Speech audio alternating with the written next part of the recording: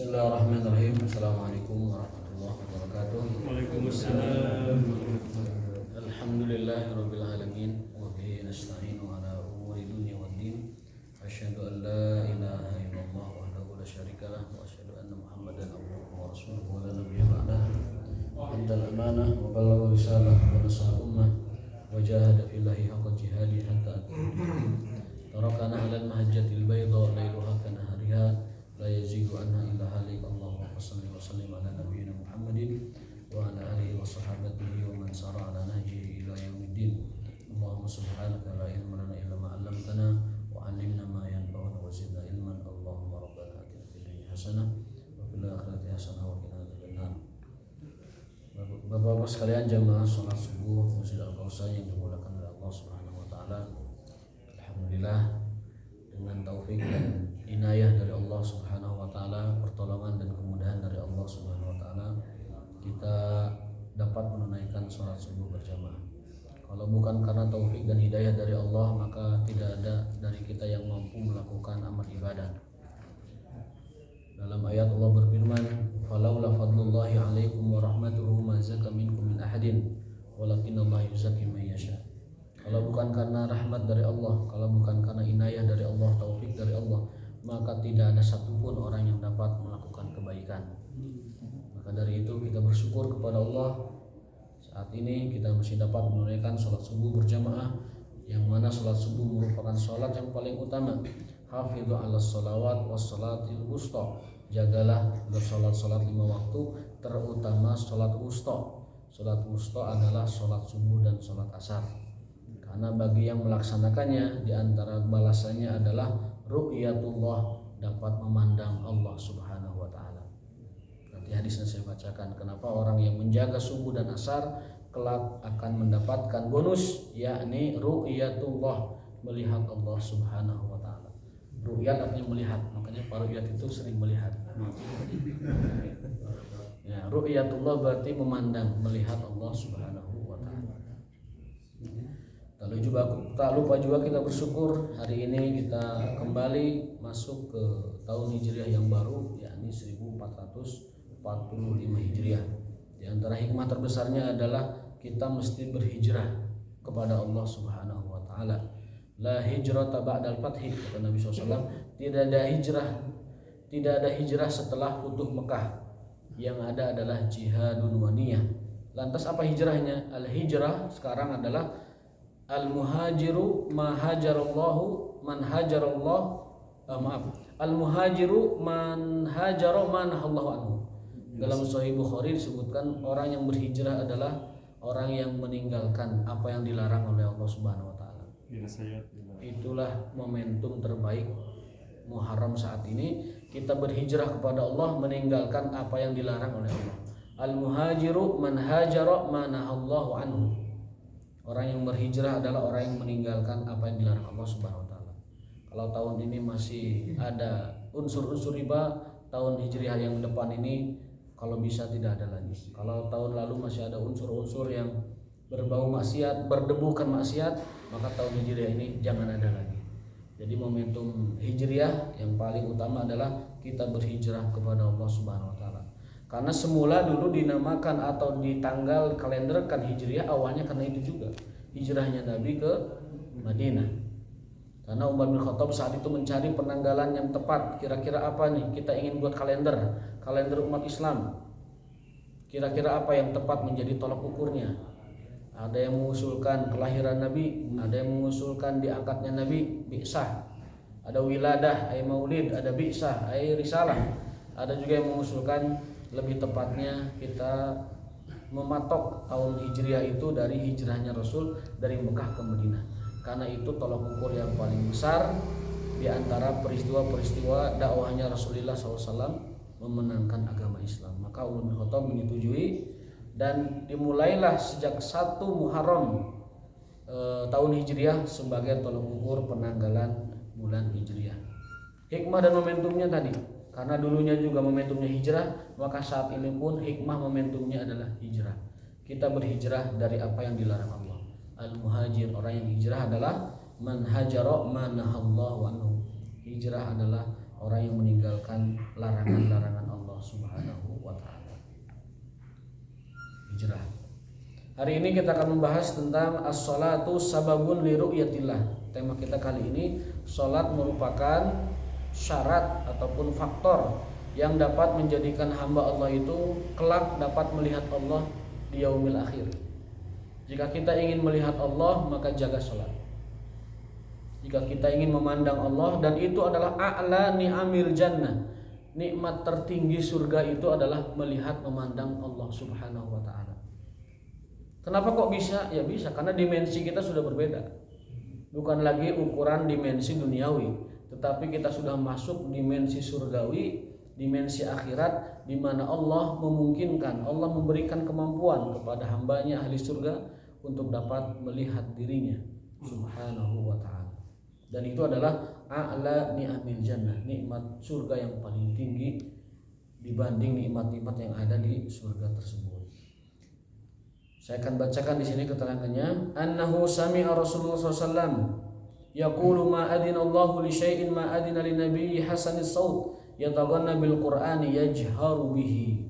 Jadi orang yang punya suara bagus hendaklah, bahkan bisa jadi hukumnya wajib, membaguskan suara bacaan Quran. Dan itu membuat juga orang sholatnya itu lebih khusyuk, lebih dapat sholatnya. Ya kalau tidak bisa ya jangan dipaksa-paksa. Kalau tidak bisa melahan ya tagonna, melakukan juga dengarnya nggak enak kalau nggak bagus suaranya, dibagus-bagusin juga nanti fals ya, atau sumbang. Kalau dulu sumbang masih mending ya lagunya, Iwan fals atau nah ini kalau orang yang tidak bagus suaranya, kalau dia memaksakan diri jatuhnya tidak bagus. Tetapi berusaha membaguskan bacaan Quran, hukumnya adalah yatagon nabil Quran, itu telah diizinkan oleh Allah Subhanahu wa taala. Jadi pada hakikatnya membaguskan suara itu pada utamanya adalah dalam Al-Qur'an, dalam sholat. Kalau kita punya suara bagus, fokuskan kemampuan kita, kompetensi kita di dalam membaca Quran dan di dalam sholat terutama.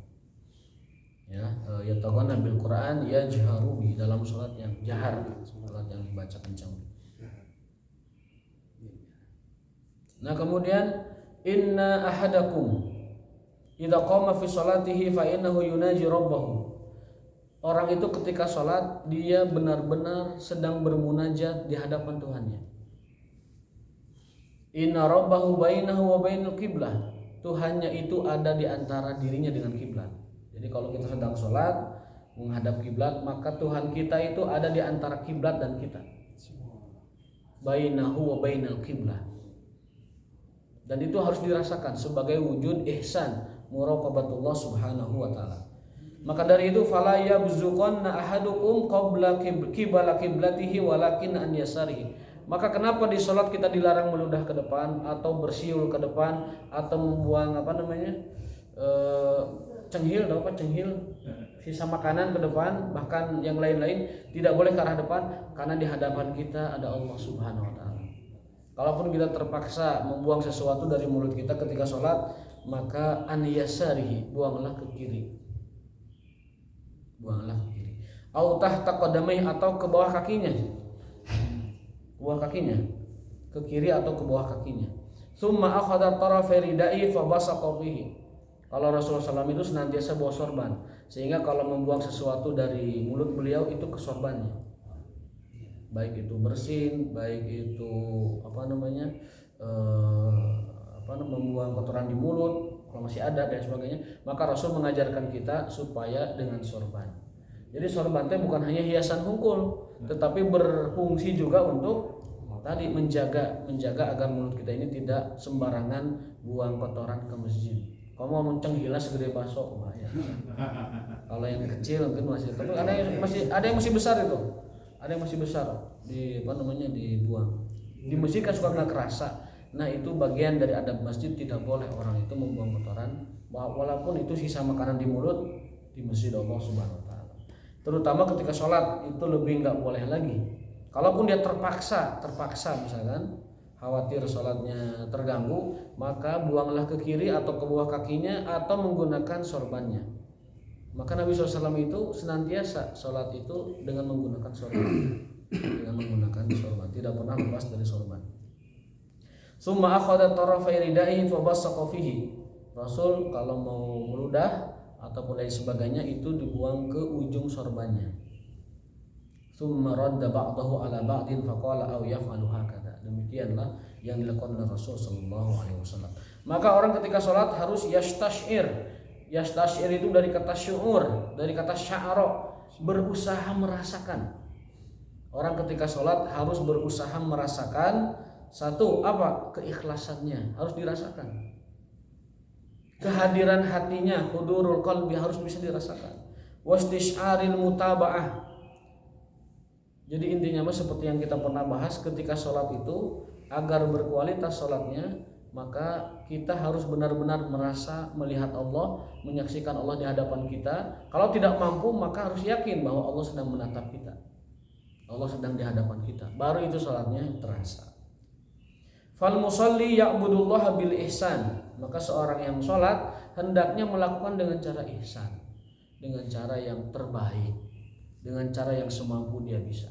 Dia bisanya apa, ilmunya apa, yang paling puncak dari pengetahuannya bagaimana, kerahkan ketika sholat dengan cara yang terbaik. Fayaqifu baina yaday rabbih ka'annahu yarahu wa yatara'a Allah baina ainaya qalbah. Yang dimaksud adalah melihat Allah dengan mata hatinya. Jadi tidak melihat wujudnya, tapi hatinya itu benar-benar merasa menyaksikan Allah Subhanahu wa taala. Hadis bahwa salat itu dapat menjadikan seseorang dapat melihat Allah sebagai berikut. Wa fi sahihaini, dalam kitab sahihain yakni Bukhari Muslim, an Jarir radhiyallahu taala anhu, dari sahabat Jarir radhiyallahu taala anhu, qala kunna indan Nabi sallallahu alaihi wasallam, dahulu kami bersama Nabi SAW. Fanadhara ilal qamar, lalu kami melihat bulan lailatan, di sebuah malam. Jadi sahabat meriwayatkan mereka dan Nabi pernah menatap bulan, yakni al-badr, saat purnama. Jadi kalau bulan purnama itu jangan dianggap seram, Pak, jangan. Purnama itu justru itu kesempatan terbaik umat Islam untuk meningkatkan ibadah. Purnama itu siangnya untuk ayamul bid, puasa 3 hari yang sebulan itu. Malamnya untuk meningkatkan ibadah. Jadi malam purnama itu malam yang gesit orang untuk beribadah. Di kita malam purnama sudah didistorsi. Karena ririwa jujurigan sebangsani jarian keluar pas purnama. Kuntilanak nanti teh tuyul keluar purnama. Tuyul teh bahasa Arabnya ibnul jin. anak jin ya. Karena nggak ada bahasa Arabnya tuyul, nggak ada. Yang ada adalah ibnul jin, anak najin. Karena masih anak kecil kan. Jadi di kita purnama itu sudah dikesankan negatif, padahal dalam Islam justru purnama adalah puncak-puncaknya kita meningkatkan ibadah. Seperti halnya malam Jumat, di kita sudah didistorsi. Satu dengan cerita-cerita horor itu rata-rata Jumat kejadiannya. Dunia lain. Dulu ketika zaman TVRI masih jaya itu ada film Friday, malam Jumat itu wah, favorit anak-anak zaman dulu. Kalau Jumat itu ditunggu film hantu ya. Nauzubillah. Kita malah ditakut-takuti, dicekoki dengan doktrin seperti itu. Sekarang juga rata-rata yang serem itu malam Jumat. Itu distorsi. Distorsi yang kedua adalah dianggapnya malam Jumat itu adalah sunnah Rasul. Tidak ada yang namanya sunnah Rasul malam Jumat, itu tidak ada. Kalau mengatakan bahwa Jumat itu afdol berhubungan silahkan, tapi mengatakan itu sunnah Rasul di malam Jumat tidak tepat. Tidak tepat. Justru kalau ngambil sunnahnya bukan di malam Jumat, pagi Jumat. Pagi Jumat. Lihat dalam hadisnya, man intasala waqtasal. Ya, barang siapa yang bermandi mandi junub di waktu pagi, kemudian dia bersegera menuju masjid dalam keadaan yang sudah siap, lalu berangkat dengan berjalan kaki, kemudian duduk dekat tempat imam, walam yalgo, tidak melakukan hal yang lagun, yang lalai, meskipun hanya dengan memainkan batu, zaman dulu batu ya. Setelah itu apa kata Rasulullah SAW? Maka setiap fikuli khutwatihi, setiap langkahnya menuju masjid, ajru sanah, dapat pahala 1 tahun. Apanya? Qiyamiha wa siyamiha, saum dan tahajudnya. Jadi orang kalau persiapan dari jam 8 nih sudah mandi junub, bersih-bersih sempurna, kemudian berangkat ke masjid, kemudian duduk di tempat paling dekat dengan imam, dan dia berjalan kaki ke masjidnya, kemudian duduk paling dekat imam dan tidak melakukan hal yang lagun, yang lalai, maka kata Rasul setiap langkahnya itu dibalas Allah dengan pahala 1 tahun. Apa 1 tahun? Siyamiha wa qiyamiha. Itu hadisnya banyak. Jadi kalau kita ingin pahala 1 tahun tahajud dan puasa, kan orang mah tara kuat puasa 1 tahun teh. Jarang. Nu Daud jarang, nu Senin Kamis juga jarang, tidak sempurna. Nah, kalau kita ingin pahala Senin Kamis dan pahala 1 tahun puasa dan 1 tahun tahajud, mudah. Pagi-pagi jam 8 jam 9 mandi yang sempurna, igtasal wagtasal, benar-benar mandi. Jumat. Kemudian setelah itu mempersiapkan wabakar wabtakar, bersegera. Kemudian setelah itu apa? Wa masya walam yarkab, berjalan dan jangan nunggang kendaraan. Summa jalasa, kemudian dekat fa'an sato ilal imam, dia mendekat dekat tempatnya imam, maksudnya di sini di khotib, kemudian mendengarkan imam, walam yalgo, tidak main yang lalai-lalai, fakana lahu fi kulli khutwatihi ajru sana, setiap langkahnya ada pahala 1 tahun, lumayan. Siyamiha wa qiyamiha, tahajudnya dan puasanya. Dari hadis itu Ibnu Qayyim menafsirkan bahwa yang namanya junub di Jumat itu justru pagi hari. Sekitar ya ba'da syuruk lah sampai ke jam 8-an. Nah, itu kan. Jadi itulah yang dimaksud dengan disunahkan Jumat, yang namanya sunnah Rasul Jumat yang dimaksud oleh orang sekarang itu justru di pagi hari sebenarnya. Ya bisa setelah salat subuh, bisa setelah syuruk lah lebih afdal ya. Setelah syuruk itu lebih afdal. Mana teh aya siap nama. Gitu. Maksud saya adalah ingin meluruskan bahwa yang dimaksud dengan malam Jumat itu sunnah Rasul, itu menurut saya kurang adab dengan yang namanya sunnah. Tidak, atau kurang adab menyebut itu sebagai sunnah Rasul. Kalau mau hubungan saja sudah, tidak usah disebut sunnah Rasul dan sebagainya. Oh ini mah sunnah, wajib juga mah enggak, silahkan malam mah. Karena sudah istrinya kan sudah halal. Wajib sunnah mah enggak. Tapi menyebutnya sunnah Rasul itu kurang tepat. Kalau mau dipaksakan sunnah Rasul berhubungan di Jumat, maka itu di pagi Jumat, bukan di malam Jumat. Itu kalau kita lihat hadisnya Rasulullah SAW. Dan orang soleh itu memang dalam sebuah keterangan disebutkan orang soleh itu syahwatnya besar. Karena pikirannya jernih, pikirannya bersih, dan dia hanya fokus kepada yang halal. Maka syahwatnya orang soleh itu besar.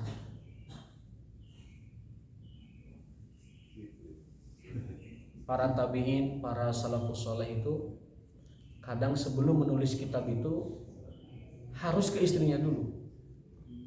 Sebelum menumpahkan ilmunya itu, dia menumpahkan dulu syahwatnya, baru bisa nulis.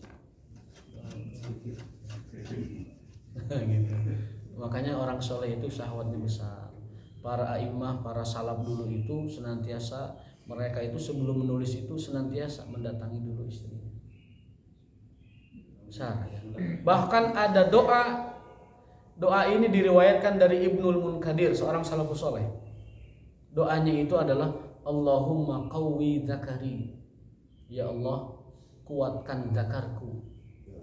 Fa inna fihi solahun li ahli, karena di dalam kuatnya zakar ada kemaslahatan buat keluargaku. Itu doa dari Ibnul Munkadir, silahkan cari di Google ada itu. Atau di kitabnya juga mangga. Allahumma qawwi dzakari, Allah kuatkan kepunyaanku ini. Qawwi dzakari, qawwi itu dari qawayu qawi, ya Allah kuatkan zakarku, li'anna fihi salahun li ahli, karena di dalamnya ada kebaikan buat istriku. Itu doa yang paling yang paling ada riwayatnya terkait dengan ini. Udah amalkan Pak. Allahumma qawwi dzakari.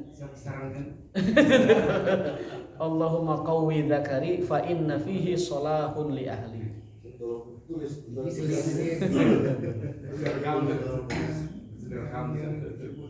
itu istri atau hubungan? Kenapa Pak Ji? 100 kali.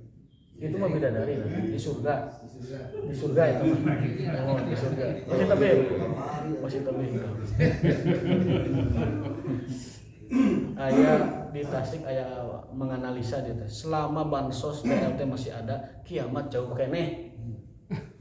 Selagi masih ada bansos, selagi masih ada BLT, kiamat jauh keneh, kalem banyak. Kenapa? Karena ada sebuah hadis tidak akan terjadi kiamat sampai orang itu menolak zakat saking makmurnya.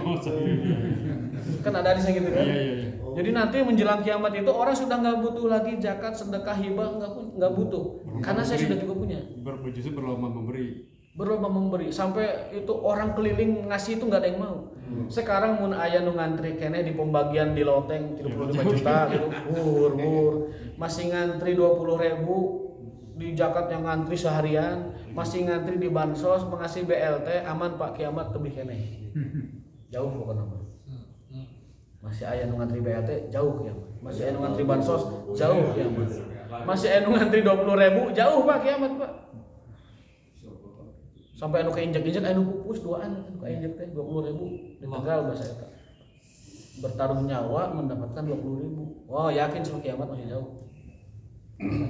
Karena tanda kiamat itu ketika orang sudah pada makmur dan tidak lagi menginginkan, bahkan menolak saat dia diberi zakat dan sedekah lain sebagainya. Dan nanti sungai Efrat di Irak itu berubah menjadi emas. Dan itu belum kejadian. Artinya saking dunia ini berlimpah ruah harta, sungai pun jadi emas. Tapi dah sungai jadi emas juga nggak ada yang mau. Kan orang sudah kaya semua. Tidak butuh emas di Efrat, emas sebanyak itu tidak butuh. Karena sudah orang sudah mapan semua.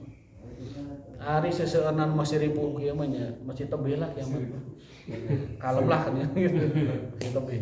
Kamu bansos masih ngantri mau. Kalau BLT masih ngantri. Jadi tapi jangan juga bikin analisa pemerintah berperan memperlambat kiamat ya, tidak juga gitu. Tidak juga. Maksudnya fenomena yang ada bahwa banyak orang ngantri bantuan, ngantri segala macam itu tanda bahwa tanda kiamat itu masih jauh, bahwasanya orang nanti kelak tidak akan mau diberikan zakat, sedekah ataupun lain-lain sebagainya. Nah, dalam hadis ini Rasulullah SAW bersabda, dulu kami sempat memandang bulan purnama. Lalu Rasul bersabda, innakum satarawna rabbakum. Kalian sungguh akan melihat Tuhan kalian. Kama tarawna hadzal qamar, seperti kalian melihat bulan purnama ini, jelasnya.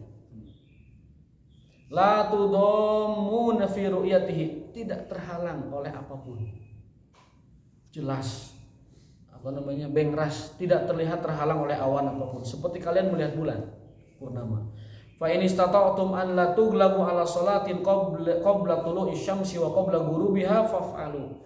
Kalau kalian bisa menjaga dua salat asar dan subuh sampai kalian pun dikalahkan kalau harus merusak badan kita demi salat itu, lakukan. Tughlabu itu kalian guys, nanti bahasa kita apa ya? Ngajongkeng lah. Geus ngajongkeng, geus ngajolopong gitu teu bisa nanaon, usahakeun subuh asar mah datang.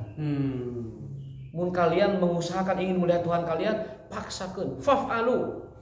Meskipun raga kalian sudah tuglabu, sudah ya gitu tadi tepar bahasa Sunda kuningan mah ngajongkeng gitu.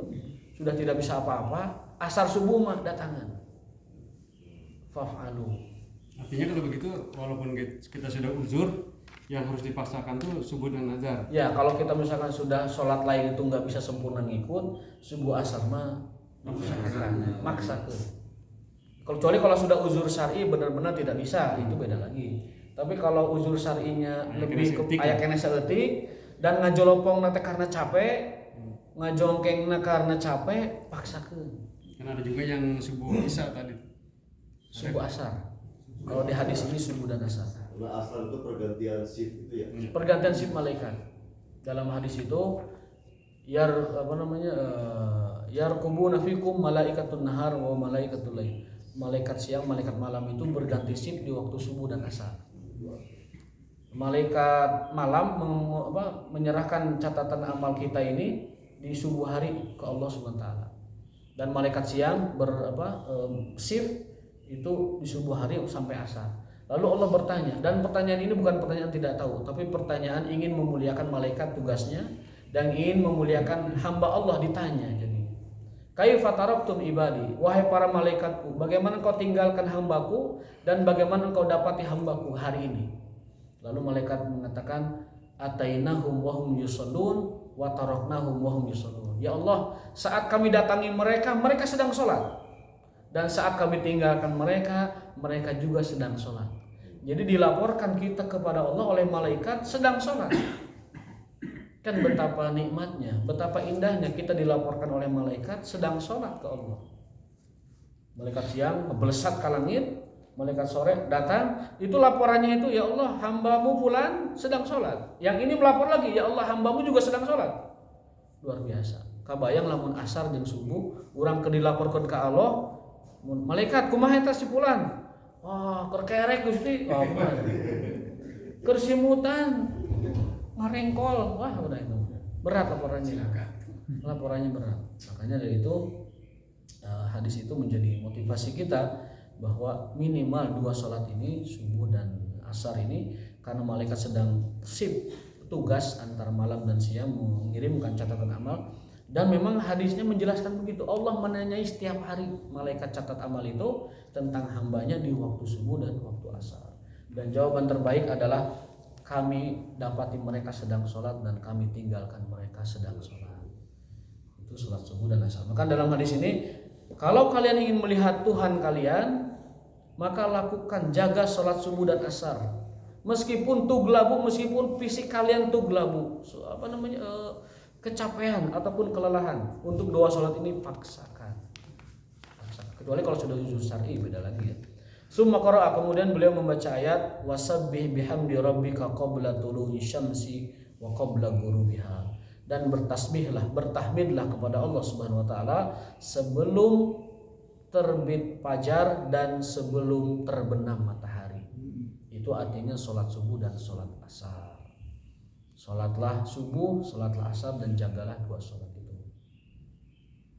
Qala Ibnu Rajab radhiyallahu taala anhu wa qawluhu fa in istata'tum an la tughlabu 'ala sholatin qabla tulu'i syamsi wa qabla ghurubiha faf'alu, amara bil muhafadzati 'ala hataini sholatain wa huma sholatul fajri wa sholatul asri. Para ulama menafsirkan lafaz sholat sebelum terbenam dan sholat setelah fajar, sebelum terbit matahari adalah sholat subuh dan sholat asar. Jadi itu mohon dijaga baik-baik. 1, itu syarat kita berjumpa memandang Allah. Yang kedua, itu sholat, catatan amal kita sedang dilaporkan. Maka jangan sampai lewat. Dan juga dalam Al-Quran Allah berfirman, hafidhu ala sholawat was sholatil wusta. Jagalah sholat-sholat yang 5 waktu. Secara khusus jagalah sholat wusta. Sholat wusta adalah as-sholatu subhi wa sholatul asri. Subuh dan asar. Namanya sholatul wusta. Sholatul wusta. Ada juga dalam hadis man sholal bardaini dakhalal jannah. Barang siapa yang sholat di waktu dingin, 2 waktu dingin, maka dakhalal jannah, dia pasti masuk surga. Sholat 2 dingin itu adalah sholatul subhi wa sholatul asri. Sholat subuh dan sholat asar. Karena asar itu kan menjelang maghrib, dia sudah mendingin waktunya. Itu ini man sholal bardaini dakhalal jannah. Itu hadis Sahih Bukhari, hadisnya sahih. Barang siapa yang melaksanakan 2 sholat subuh dan asar, dakhalal jannah, maka dia akan dimasukkan ke dalam surga Allah Subhanahu wa taala. Nah, jadi kesimpulannya, apabila kita ingin melihat ru'yatullah, melihat Allah Subhanahu wa taala nanti di surga, nanti di akhirat, dan itu adalah puncak kenikmatan surga, maka jagalah 2 sholat ini. Jagalah 2 sholat ini, subuh dan asar. Ya, secara umum semua sholat, tetapi secara khusus adalah sholat subuh dan sholat asar. Nah. Adapun berikutnya, tema berikutnya adalah as-sholatu ala waqtiha, menjaga sholat pada waktunya. Dalam sebuah hadis Rasulullah SAW bersabda, ini hadis dari Abdullah bin Mas'ud dalam Sahih Bukhari. Qala sa'altu Rasulullah sallallahu alaihi wasallam, ayyul a'mali ahabbu ilallah. Rasul pernah ditanya, ya Rasulullah, amalan apa yang paling dicintai Allah? Amalan apa yang paling dicintai Allah? Qala as-sholatu ala waqtiha, salat pada waktunya. Salat pada waktunya itu berarti dari awal waktu sampai akhir waktu. Itu namanya salat ala waqtiha. Ya. Jadi kalau misalkan maghrib itu jam 6 sampai jam 7, maka jam 6 sampai jam 7 itu namanya salat ala waqtiha, salat pada waktunya. Jadi amalan yang paling afdol itu adalah amalan yang pertama sholat pada waktunya. Qultu summa ayyun. Apalagi ya Rasul? Rasul bersabda summa birrul walidain. Yang kedua adalah berbakti kepada orang tua. Jadi setelah sholat pada waktunya, yang kedua berbakti sama orang tua. Kalau orang tua sudah almarhum ada 4 cara berbaktinya. Apa kata Adabul Mufrad dalam hadisnya itu? 1. Mendoakannya. Yang kedua bersedekah atas namanya. Yang ketiga menjaga kerabat baiknya. Yang keempat adalah menjaga temannya yang dulu bersahabat dengan dia, menjalin silaturahim. Itu 4. Mendoakannya, bersedekah atas namanya, ya termasuk amal soleh yang lain, tapi fokusnya adalah sedekah lebih banyak. Kemudian bersilaturahim kepada kerabat-kerabatnya, dan yang keempat adalah menjaga wudda abihi, teman baik sahabat-sahabatnya. Itu cara kita berbuat baik kepada orang tua yang sudah meninggal. Ya tentunya dengan amal soleh, karena amal soleh itu adalah hasil jerih payah kedua orang tua kita. Setiap kebaikan yang kita lakukan pahalanya ngalir ke orang tua kita, karena kita dihidupi sama orang tua, dikasih makan sama orang tua, minum sama orang tua, lalu kita jadi manusia tumbuh ini. Maka setiap yang kita lakukan dari kebaikan pahalanya sampai kepada mereka. Namanya jariah. Jariah orang tua itu dari kebaikan anaknya. Anaknya sholat subuh, dia dapat pahalanya, karena anak ini hidup dan jadi orang seperti ini, orang tuanya dapat pahalanya. Orang anaknya ini tilawah, tahajud, itikaf, berbuat baik, maka seluruh hal baik yang dilakukan oleh anaknya itu sampai ke orang tuanya. Karena orang tua itu adalah hasil upaya orang tuanya. Jadi seluruh kebaikan anak sampai ke orang tua. Kalau anaknya maksiat gimana? Anaknya maksiat tergantung. Kalau anaknya maksiat dulu itu dididik sama orang tuanya, ngalir jariah ke sana. Kalau kebaikan kan didikan orang tuanya. Tapi kalau maksiat belum tentu didikan orang tuanya. Bisa jadi itu maksiat itu dapatnya di luar. Nggak mungkin orang tua kalau dia beriman mengajarkan maksiat, kecuali kalau seorang tua itu mengajarkan maksiat, jadi jariah buat dia. Jadi jariah buruk ya. Maka secara umum orang tua itu mengajarkan kebaikan, mengajarkan amal soleh. Maka setiap amal soleh dan ibadah atau kelakuan baik yang dilakukan anaknya itu sampai kepada orang tuanya. Semakin soleh anak, semakin bahagia orang tua di alam sana.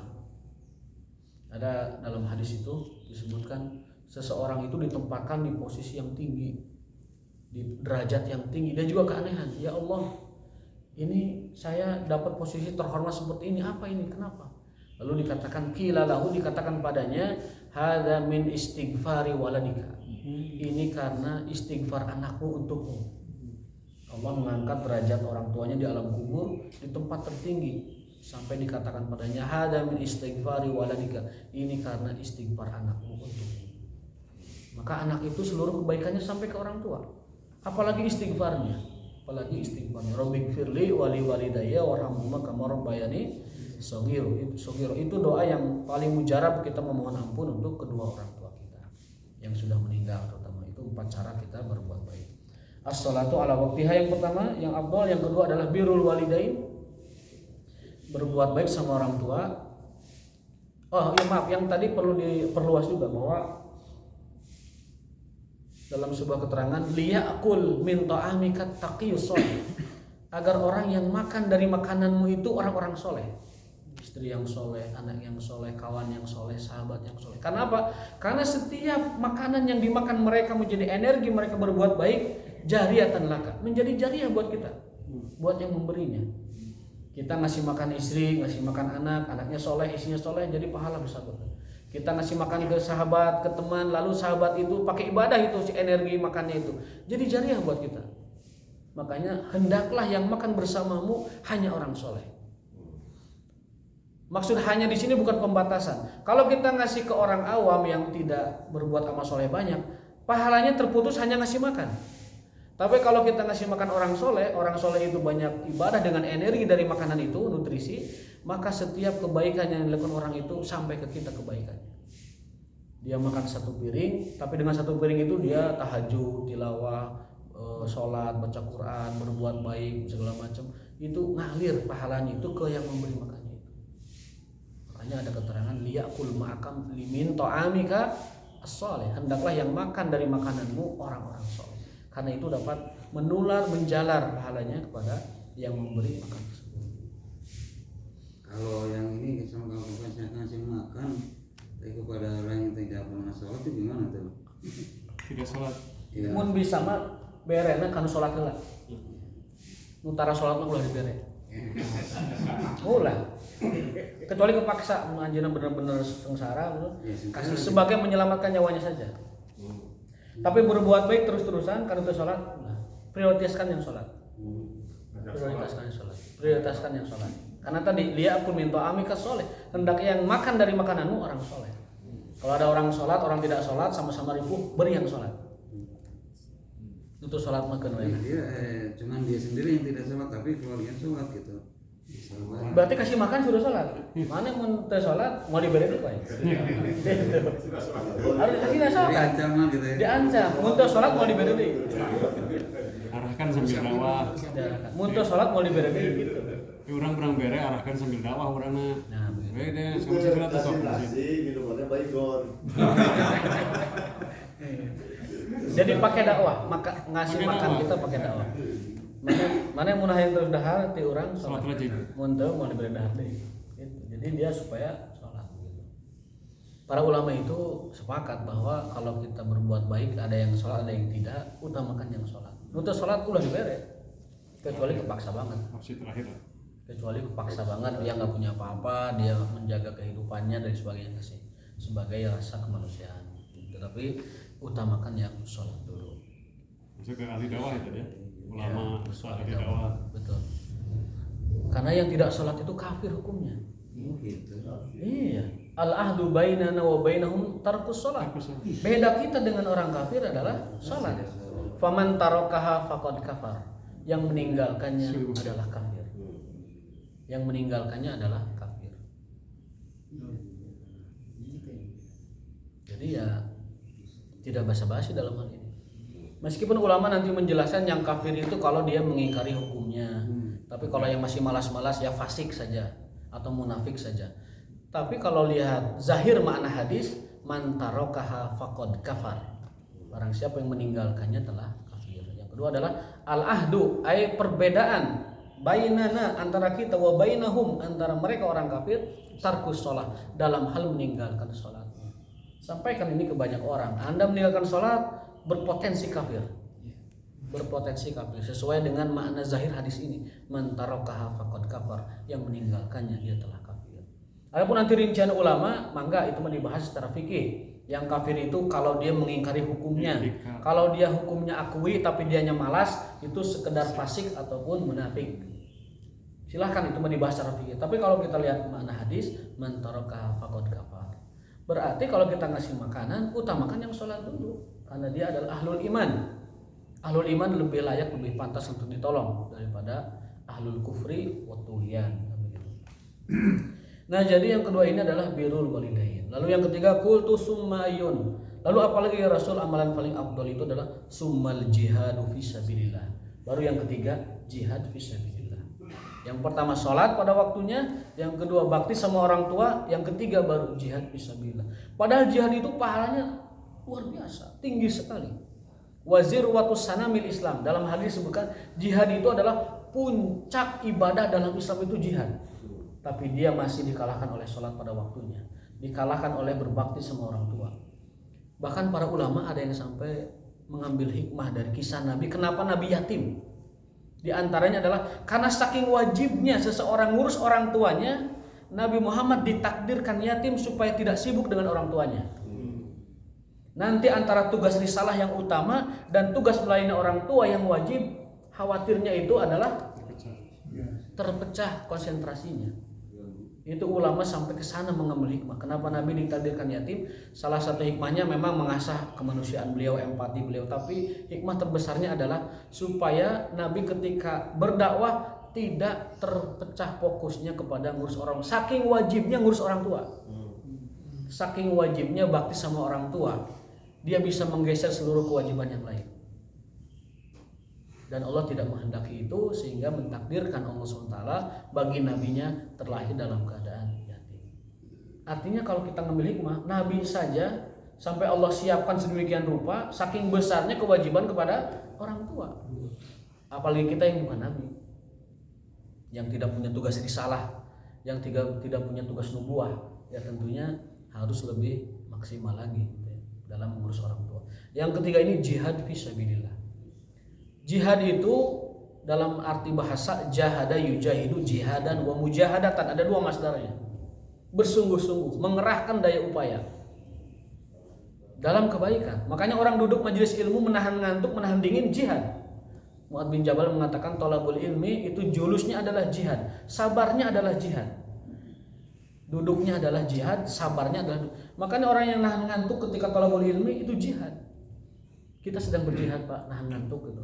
Sahabat mau pedang kan, melawan Romawi, pelenterang, ulama nahan tunduk gitu. Sedang berjihad.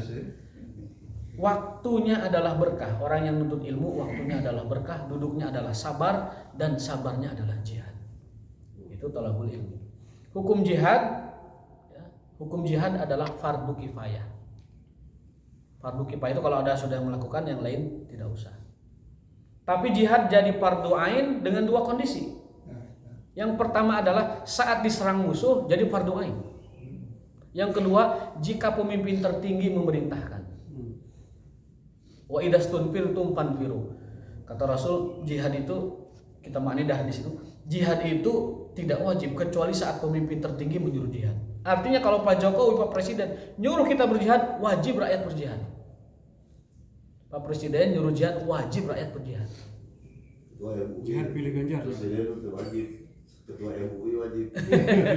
Enggak, kalau dalam hadisnya itu adalah Al-Imamul A'zam, pemimpin tertinggi di tempat itu.